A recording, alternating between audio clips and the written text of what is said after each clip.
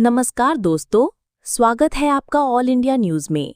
ये है आज 4 सितंबर 2025 की देश भर से 25 सबसे बड़ी और ताज़ा खबरें। तो चलिए बिना देरी के शुरू करते हैं। उत्तर भारत में भारी बारिश से जनजीवन अस्त व्यस्त। उत्तर भारत में मूसलाधार बारिश के कारण हालात बिगड़ गए हैं। जम्मू श्रीनगर हाईवे कई जगहों पर भूस्खलन के चलते बंद हो गया है, जबकि माता वैष्णो देवी यात्रा को भी अस्थायी रूप से रोक दिया गया है। मौसम विभाग ने जम्मू कश्मीर, हिमाचल, पंजाब और उत्तराखंड के लिए रेड और ऑरेंज अलर्ट जारी किया है। कई राज्यों में स्कूल बंद। उत्तर भारत में हो रही भारी बारिश और बाढ़ की स्थिति को देखते हुए आज 4 सितंबर को कई राज्यों जैसे पंजाब, हिमाचल, जम्मू, हरियाणा और उत्तराखंड में स्कूलों की छुट्टी घोषित कर दी गई है। ये फैसला छात्रों की सुरक्षा सुनिश्चित करने के लिए लिया गया है। हिमाचल प्रदेश के मुख्यमंत्री ने दिए बचाव कार्य तेज करने के निर्देश। हिमाचल प्रदेश में इस मॉनसून में अब तक 112 भूस्खलन और 95 फ्लैश फ्लड की घटनाएं हो चुकी हैं, जिनमें 341 लोगों की जान गई है। स्थिति की गंभीरता को देखते हुए मुख्यमंत्री सुखविंदर सिंह सुक्खू ने आपदा प्रभावित इलाकों में बचाव और राहत कार्यों को और तेज करने के निर्देश दिए हैं। बिहार में बंद का आह्वान।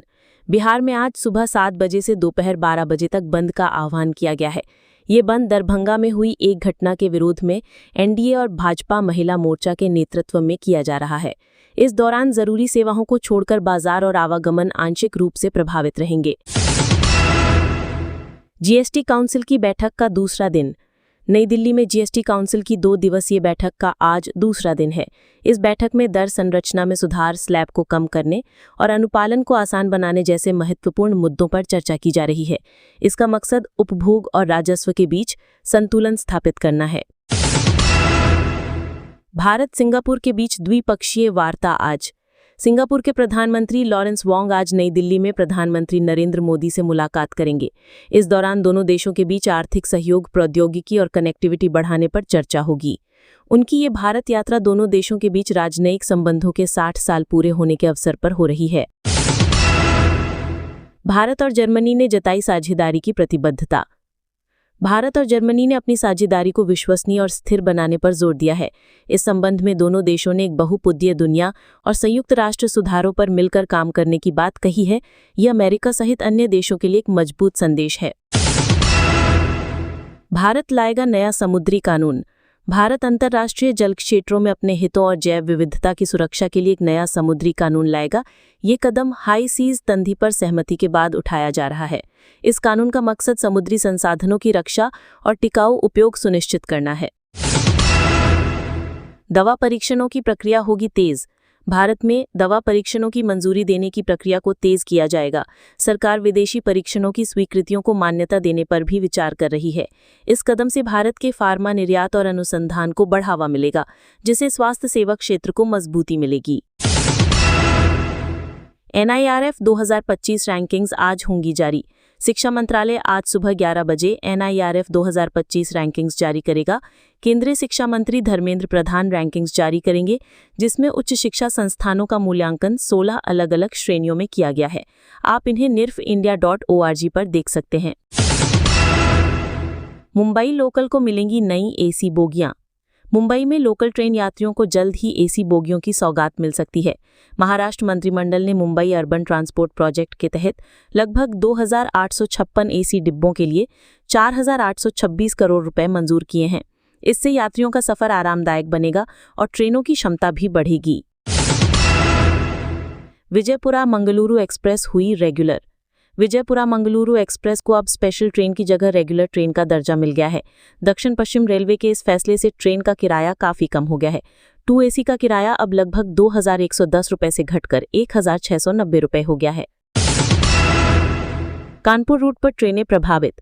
कानपुर रूट पर आज कुछ ट्रेनों की आवाजाही प्रभावित रहेगी। शमशाबाद स्टेशन पर चल रहे लाइन के काम के कारण 4 घंटे का ब्लॉक लिया गया है।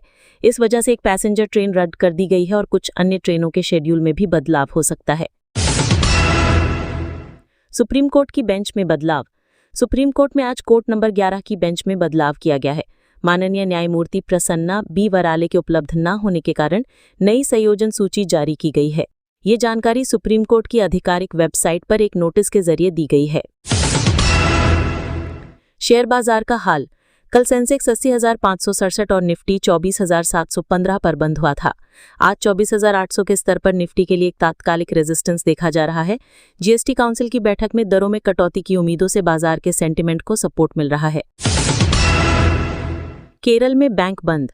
ओणम के त्योहार के चलते आज और कल यानी 4 और 5 सितंबर को केरल में बैंक बंद रहेंगे। भारतीय रिजर्व बैंक के हॉलिडे कैलेंडर के अनुसार ये छुट्टी घोषित की गई है। हालांकि इस दौरान सभी डिजिटल बैंकिंग सेवाएं चालू रहेंगी। लखनऊ में ईद-ए मिलाद के लिए एडवाइजरी। ईद-ए मिलाद के कार्यक्रमों के लिए लखनऊ में शांतिपूर्ण जुलूस निकालने के लिए एडवाइजरी जारी की गई है। लोगों से अनुशासन बनाए रखने, ट्रैफिक में बाधा न डालने और उत्तेजक नारे न लगाने की अपील की गई है ताकि शहर में अमन और चैन बना रहे। बिहार बंद के बारे में और जानकारी। बिहार में आज एनडीए द्वारा बुलाए गए बंद के लिए शांतिपूर्ण प्रदर्शन की अपील की गई है।